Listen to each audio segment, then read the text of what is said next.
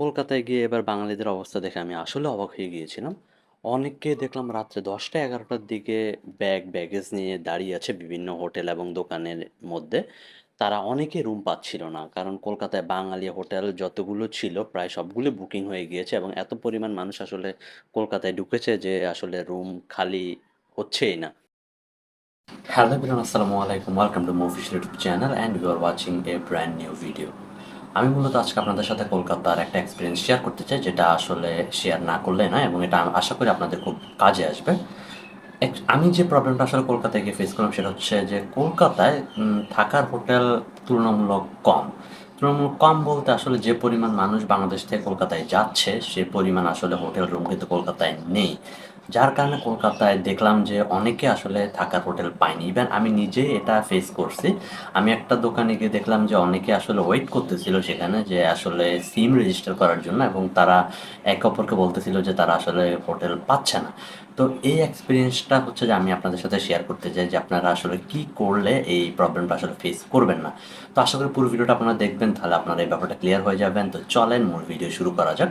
আর মূল ভিডিও শুরু করার আগে বলবো, যারা আমাদের চ্যানেলে নতুন আছেন অবশ্যই আমাদের চ্যানেলটা সাবস্ক্রাইব করে দিবেন এবং পাশে থাকা বেল আইকন চাপ দিতে ভুলবেন না। তো চলেন মূল ভিডিও শুরু করা যাক।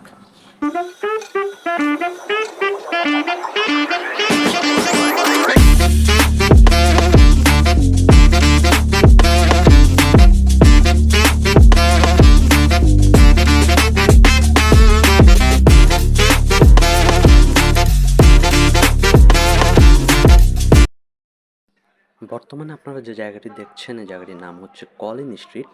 কলিন স্ট্রিটে হচ্ছে যে একটি মুসলিম স্ট্রিট অ্যাকচুয়ালি। এখানে আসলে কলকাতায় যারা মুসলিম আছেন, মুসলিম পরিবারগুলো আসলে এই সব স্ট্রিটগুলোতে থাকেন। এখানে কলিন স্ট্রিট আছে, জাকারিয়া স্ট্রিট আছে। সো এখানে বেশিরভাগ স্ট্রিটগুলোতে আসলে মুসলিম পরিবাররাই থাকে এবং এখানকার হোটেলগুলো আসলে মুসলিম ম্যানেজমেন্ট দ্বারা পরিচালিত হয়। আর এখানে যে খাবার হোটেলগুলো আছে এগুলো আসলে মুসলিমরাই হচ্ছে যে পরিচালনা করে অ্যাকচুয়ালি। তো এই কলিন স্ট্রিটে আপনারা প্রায় ২-৩টা মুসলিম হোটেল পেয়ে যাবেন, as like Arambagh hotel, hilsa hotel. আপনারা এখন দেখতে পাচ্ছেন যেটা হচ্ছে আরামবাগ হোটেল। এখানে আসলে হোটেলের price average non AC double bed আপনারা হচ্ছে যে ১,০০০ থেকে ১,২০০ টাকার মধ্যে পেয়ে যাবেন। উম, এছাড়াও এই স্ট্রিটগুলোতে অ্যাকচুয়ালি হোটেল প্রাইসগুলো এমনই হয়, নন এসি যদি আপনি চান তাহলে ১,০০০-১,২০০ টাকার মতো পড়বে।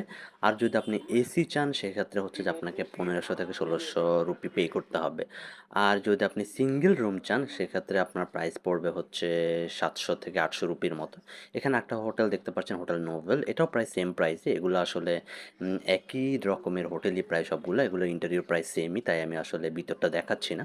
আর ভিতরটা আসলে ওরা সবসময় দেখাতে চায়ও না। আর আমি যে সময় ছিলাম সে সময় আসলে হোটেলগুলো ফুল ছিল, রুম খালি ছিল না বললেই হয়। যার কারণে আমি আসলে দেখানোর সুযোগ পাইনি। বাট রুমগুলো অ্যাভারেজ আসলে হয়। এবং আপনারা একটা হোটেল দেখলে বুঝতে পারবেন যে যে কোনো বাকি যে হোটেলগুলো আছে এগুলোর রুম অ্যাজ লাইক এগুলোর মতোই কিন্তু হয়। সো আপনারা প্রাইসটা জাস্ট আমি আপনাদেরকে একটা ধারণা দিচ্ছি যে প্রাইসগুলো কেমন হয়। আপনারা যদি ডাবল বেড চান সেক্ষেত্রে হচ্ছে যে ১,০০০ থেকে ১,২০০ রুপির মধ্যে হবে। আর যদি এসি চান সেক্ষেত্রে হচ্ছে যে ১৫০০ থেকে ১৬০০ রুপি হবে। আর যদি আপনারা সিঙ্গেল রুম চান সেক্ষেত্রে হচ্ছে ৭০০ রুপির মতো খরচ হবে। তো এখানে হচ্ছে যে একটা লজ আছে যেটার নাম হচ্ছে আমিরিন, maybe I am not sure. আমি তারপর আপনাদেরকে কার্ডগুলো দেখিয়ে দিচ্ছি যাতে আপনারা কল দিতে সুবিধা হয়। এটার রিসিপশনটা আসলে খুব বড়। যদি আমি আপনাদেরকে দেখাই, এটার রিসিপশনটা অন্যান্য রিসিপশনগুলো থেকে তুলনামূলক বড় এবং এটার রুমগুলো ভালো। আর আপনারা চাইলে এই হোটেলটাতে উঠতে পারেন। আমি এই হোটেলটার ইন্টেরিয়রগুলো দেখেছি, তুলনামূলক ভালো বলাই যায়।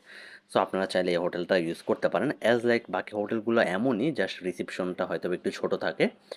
আর কলকাতার আসলে এরিয়াগুলো খুব পুরাতন, যার কারণে আসলে অনেক হোটেলগুলোও পুরাতন হয়, বাট ওদের রুমগুলা তুলনামূলক ওরা একটু পরিপাটি রাখার চেষ্টা করে আর কি।